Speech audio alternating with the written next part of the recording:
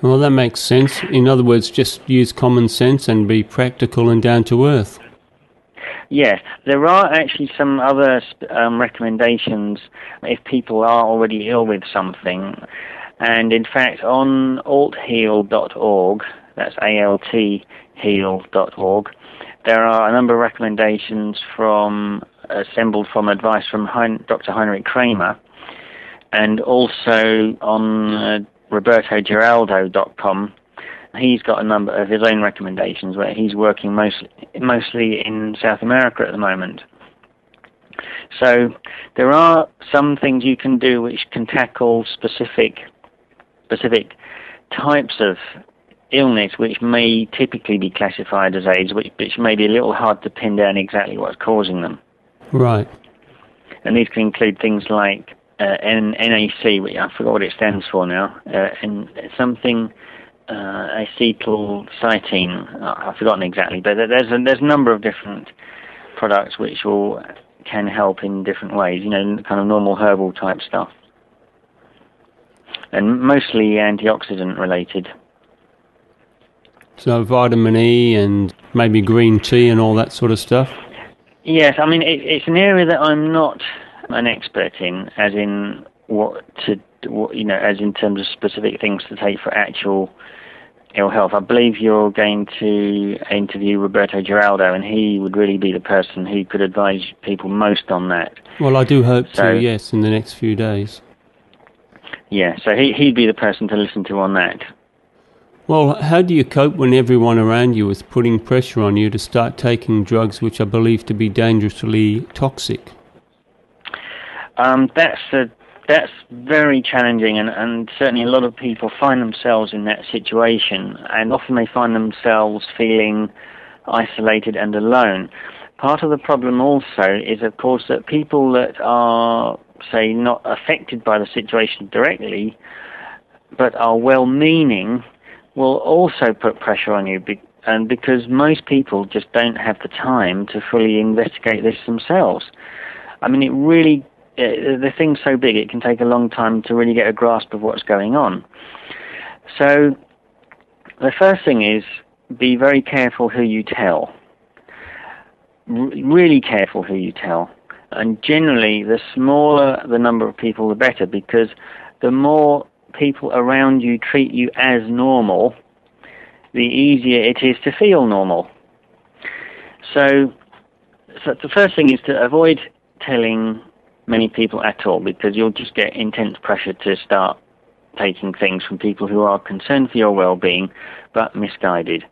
The second thing is, make every effort you possibly can to meet up with other people that are in a similar situation, and that may mean forming your own group if necessary, if there isn't one within reasonable reach.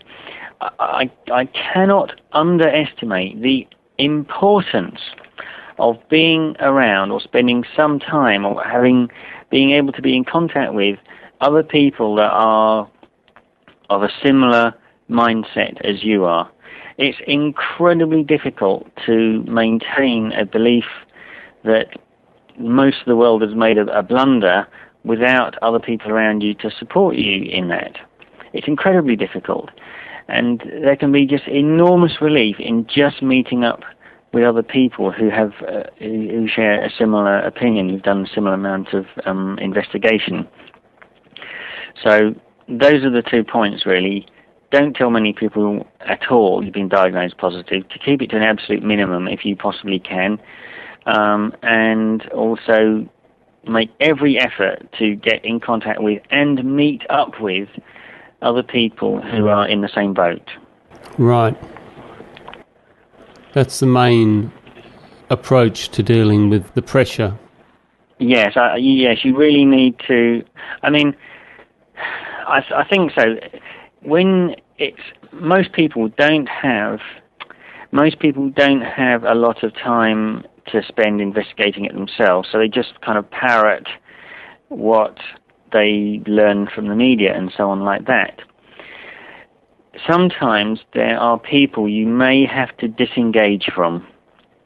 And I'll tell you one thing that I've noticed is that people that have been diagnosed themselves seem to attract like magnets people around them or people in relationships who are actually not good for them.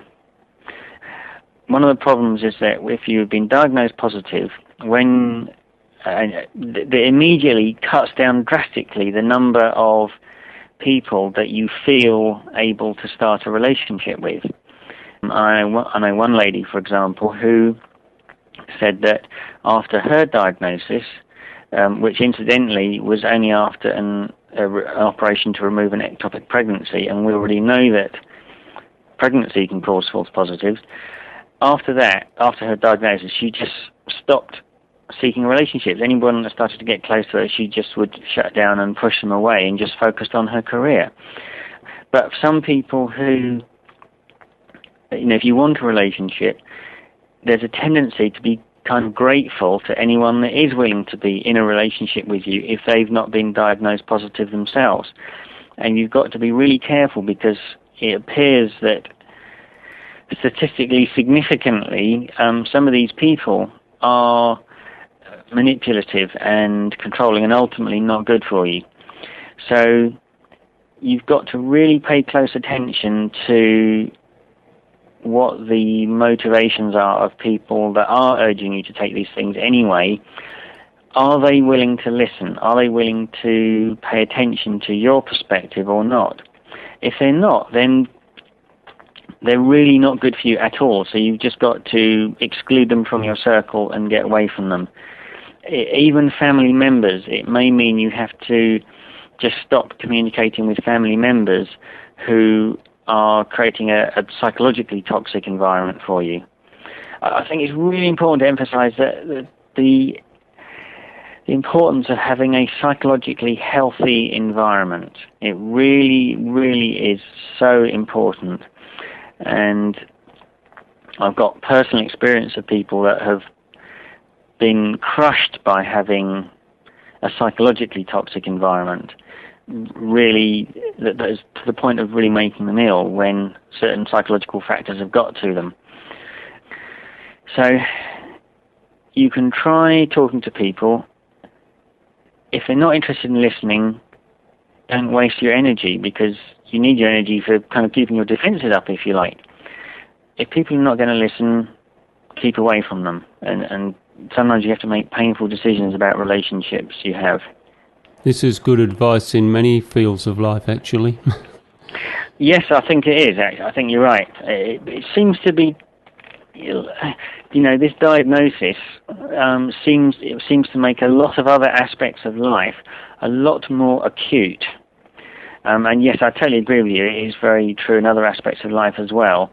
But it particularly seems to affect people with this diagnosis, because you're sort of fighting a war, essentially, which is a difficult state to be in anyway. And trying to fight a war with people close to you who have some, like, say, emotional connection with you is very, very damaging. It's extremely damaging. Because when people who are close to you say things that wound or say things that are harmful, because they're sort of emotionally already within your protective boundaries, as it were, it really causes a big wound. Yes. And the words can be even more harmful. And a classic example is a guy that I was in a relationship with a few years ago. And when his parents found out about his diagnosis, I mean, he'd had a really horrendously oppressive upbringing anyway over his sexuality. And when his mum had found out about his HIV diagnosis, she said to him, "Son, you've only got a short time to live." And he said he could feel the words sinking into his body, and he suddenly realized that he'd have to psychologically reject them, otherwise he'd sort of end up in an ambulance. And that was really, he said, the point at which he realized how much his mum's words had been harmful over the years anyway, because she was both a nurse and a prophet of doom, and he already had a seriously congenital heart defect from when he was born anyway. And to give you an example of that, when he said once, when his mum asked him, I was there actually, when his mum asked him once, did you go to get your blood pressure tested? And he said, yes, the doctor said it was fine. And she added, for your condition. So she was undermining any well-being the psychological effect of any well-being by trying to minimize it all the time. And I don't think she truly realized what she was doing. But she was very, very toxic, very, very toxic. And, that was a very sad situation.